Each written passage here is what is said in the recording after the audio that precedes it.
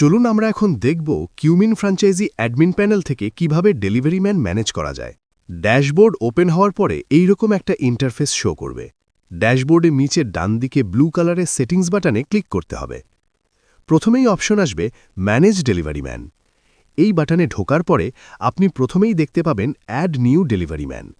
এই add new delivery ম্যানে আপনাকে delivery man add করতে হবে। আমি এখানে একটি ডেলিভারি ম্যান অ্যাড করব এবং ডেলিভারি ম্যানের নাম রাখব বিকাশ দাস। আমি আমার মতো করে আপনাদেরকে দেখানোর জন্য একটি ফোন নাম্বার যোগ করব। তার অ্যাড্রেসটি লিখব। আমি এখানে অ্যাড্রেসটি ছোট করে লিখলাম, আপনি প্রপার লিখবেন। তারপরে তার কারেন্ট লোকেশন সিলেক্ট করব। এই কারেন্ট লোকেশনটি ডেলিভারি ম্যানকে আমি বলবো তার ডেলিভারি ম্যানের অ্যাপস খুলে বাড়ির এক্স্যাক্ট লোকেশনটি বাড়িতে দাঁড়িয়ে আপডেট করে দিতে। এরপরে আমি ডেলিভারি ম্যানের গাড়ির নাম্বার লিখব এবং ড্রাইভিং লাইসেন্স নাম্বার লিখব।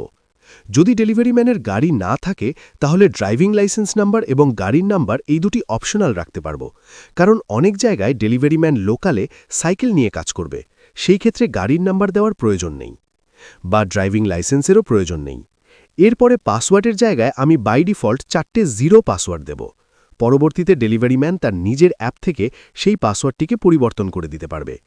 এরপরে ডকুমেন্টস আপলোডের জায়গায় ডেলিভারি ম্যানের একটি কেওয়াইসি অর্থাৎ Aadhaar card, driving licence, voter card কোনো একটা ডকুমেন্টস তাকে দিতে হবে, আর সেই ডকুমেন্টটি এখানে সাবমিট করব। এরপরে আমি অ্যাড ডেলিভারি ম্যান এই গ্রিন কালারের বাটনে ক্লিক করব এবং ডেলিভারি ম্যানটি অ্যাড হয়ে যাবে।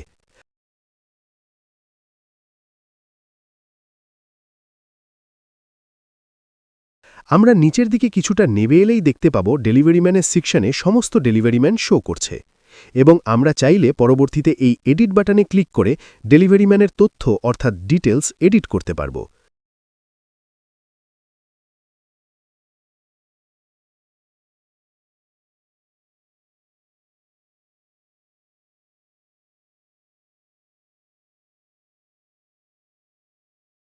এখানে স্ট্যাটাস বাটনে ক্লিক করে ডেলিভারি ম্যানের স্ট্যাটাস অ্যাক্টিভ এবং ইনঅ্যাক্টিভ করা যাবে।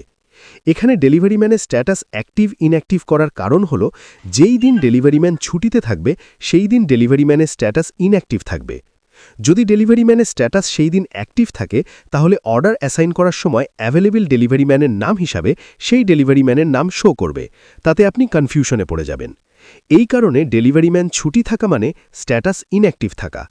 এছাড়াও ডেলিভারি ম্যান তার নিজের অ্যাপ থেকে কাজের ছুটির দিনকে স্ট্যাটাস ইনঅ্যাক্টিভ রাখতে পারবে এবং যখন কাজ শুরু করবে তখন পুনরায় স্ট্যাটাস অ্যাক্টিভ করে নেবে। এছাড়াও যখন কোনো ডেলিভারি ম্যান সম্পূর্ণরূপে কাজ ছেড়ে দেবে তখন আমরা সেই ডেলিভারি ম্যানের ডিটেলস ডিলিট বাটনে ক্লিক করে ডিলিট করে দিতে পারব। তাহলে আপনারা এখানে দেখতে পেলেন কিভাবে আমরা ডেলিভারি ম্যান অ্যাড করব এবং ডেলিভারি ম্যান ম্যানেজ করব। ভিডিওটি দেখার জন্য ধন্যবাদ। আশা করি এই ভিডিওর মাধ্যমে আপনাদেরকে সম্পূর্ণটি শেখাতে পারলাম। এরপরেও যদি কোনোরকম কোনো কনফিউশন বা জিজ্ঞাসা থাকে তাহলে কিউমিন হেল্পলাইন নম্বরে কল করে আপনার প্রশ্নের উত্তরগুলি পেয়ে যাবেন। কিউমিন আপনাদেরকে সাহায্য করার জন্য সবসময় অপেক্ষারত।